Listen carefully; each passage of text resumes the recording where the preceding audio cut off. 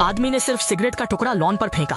अगले ही पल वहाँ एक गंजा धब्बा दिखाई दिया। इस अजीब दृश्य ने कियांग को थोड़ा घबराया। जिज्ञासा के चलते उसने हाथ बढ़ाया और पाया कि यहाँ की मिट्टी असामान्य थी।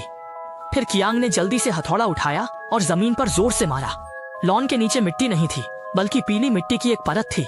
उस आदमी की रुचि जाग उठी। उसने जल्दी से अपनी पत्नी श्याओ मेई को बुलाया। वे जानना चाहते थे कि यहाँ क्या छिपा है। 2 साल से अधिक खुदाई के बाद भी कुछ नहीं मिला। वे हार मानने वाले थे।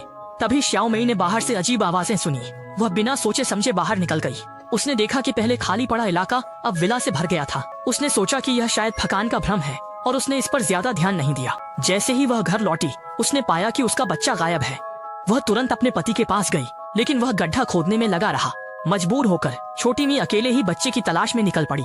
शाम तक महिला ने घर के पास छोटे शुआई को देखा। अजीब बात थी, उसके हाथ में एक नोटबुक थी जिसे महिला ने पहले कभी नहीं देखा था। शाओमी ने इसे खोला और देखा कि उसमें धार्मिक ग्रंथ भरे हुए थे। यह उसे याद दिलाया कि लड़का अक्सर टीवी पर ऐसे चित्र देखता था।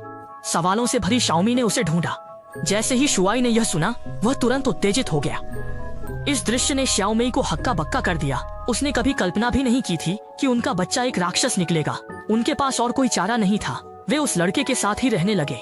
जैसे जैसे श्याओ शुआई बड़ा होता गया, श्याओ मेई को उसके रहस्यों का पता लगाने की कोशिश में उसे ट्रैक करना पड़ा। लेकिन अचानक श्याओ शुआई गायब हो गया। पति की दर्दनाक चीख सुनाई दी। वापस जाकर देखा, आदमी की लाश थी। लड़के ने सब कुछ बताया। महिला निराश हो गई। वो केवल लड़के के बड़े होने के उपकरण थे। लड़का पूंजी का कठपुतली था। अंत में उसने दोनों को बोरे में भरकर गड्ढे में दफना दिया।